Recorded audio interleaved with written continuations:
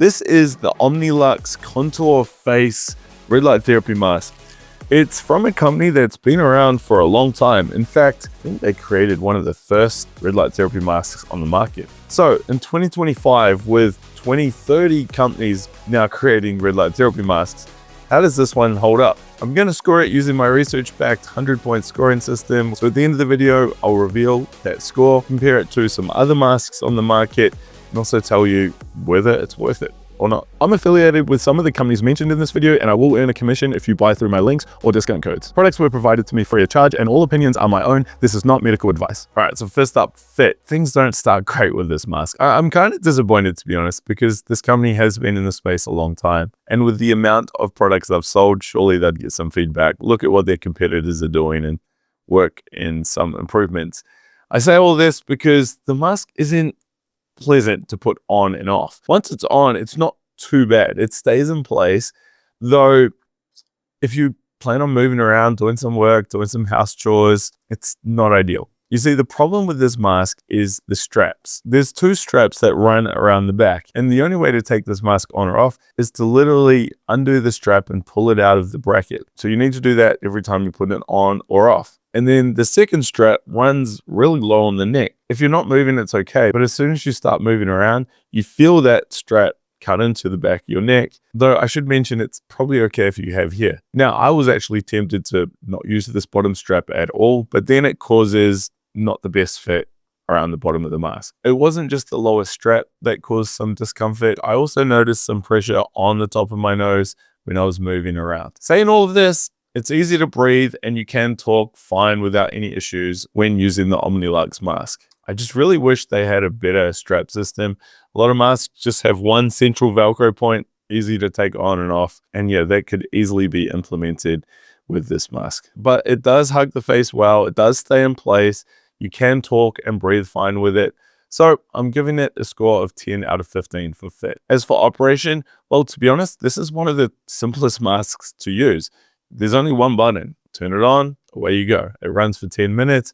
There's no timer adjustment. There's no brightness control. There's not a bunch of modes to choose from. The simplicity is nice, but some people will be missing some of these features. This also means there's no way to run this mask without near infrared. Some people don't want exposure to near infrared due to the belief that it can cause hyperpigmentation. I'll put a link to a video that covers this topic in more detail, and also the instructions are lacking. Covers operation well, but nothing really on the science around red light therapy. It is, however, good for travel. It folds up, very small, and it does have USB-C charging in the corded controller. So I'm scoring it 5.5 out of 10 for operation, meaning the first round score is 15.5 out of 25. Hey, if you want to see a full breakdown of this scorecard and all the other masks I've reviewed, check out the link down below. All right, now for therapeutic power. So we look at the wavelengths, and as you can see on screen here, there's two wavelengths. It's quite simple, really. There's a 630 nanometer red light. This is your gold standard when it comes to skin rejuvenation. It's going to treat the upper dermis well, helping with collagen, skin tone and texture, blemishes, and also reducing fine lines. Then we have the deeper penetrating 830 nanometer near infrared light. This reaches the dermis and the subcutaneous layers in the skin, helping reduce inflammation, collagen production, and also boosting circulation. So it's simple but effective. So I'll score it 6 out of 10 for wavelengths. Now for fluence, this is the amount of energy these wavelengths are emitting, the dose effectively. Now the runtime is 10 minutes, there's no intensity adjustments, and when I used my spectrometer, I calculated a figure of 16 joules over centimeter squared. As you can see on the graphic on screen, my team and I have found what we believe to be the best therapeutic window for skin rejuvenation and anti-aging benefits. This was after looking at the studies on light therapy masks and photobiomodulation and skin benefits. Too low, you don't get any benefits. Then we have the optimal window, and then as intensity increases, the benefits drop off. So we found the dose of this mask to be really good, though a little bit higher than optimal. We'll score it a 9 out of 15. If you do have this mask or you're going to get it, you may want to shorten the session times. Maybe take it off after 6 or 7 minutes perhaps. So the combined round score was 15 out of 25. Hey, if you've learned something or found something interesting from this video already, or you just appreciate me doing these videos, can you hit the like button? Also, this mask is extremely popular. So if you do know people that have it, why don't you share that with them or share it in some groups where other people are looking at this mask? I would appreciate it, and I'm sure they will as well, especially if they can learn more about my optimal dose recommendations. All right, so how well is this light covering our face? I look at LED count and also a breakdown of each area on your face. So there's only 66 LED bulbs in this mask. They are dual chip, meaning there's a red light chip and a near infrared chip in each bulb. So in turn, there's 132 LED chips. I score the Omnilux mask 4 out of 10 for this. It is on the lower side. We are seeing masks with 800 chips in there, though anything above, say, 300 is really acceptable. So now we can look at zone coverage. What I do here is put the mask on. I really don't like putting this mask on. It's kind of the bummer, really, because it's such a silly system and it could be so much better. Most masks by now, I'd have it on and be operating. Anyway, as you can see, it does a pretty good job of covering the forehead. It would be nice to see a few more LEDs in there and also have the LEDs come a little bit higher up. Likewise with the temples, it would be good to have a few more LEDs in here coming further around. Still, it's adequate. Around the eye, there's 2 LEDs pretty close to the crow's feet, which is great. Under the eye though, these could be higher.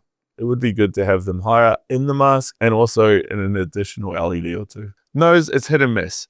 Hit on the nose bridge, you got 2 LEDs there. Miss on the top of the nose and the side. Well, actually, you do have some pretty good coverage on the top, but nothing on the sides. We'll turn it on for the cheek, and yeah, there's plenty of coverage through here. There's nothing on the lips. The chin is okay. There are lots of LEDs high up on the chin, but it doesn't come down far enough.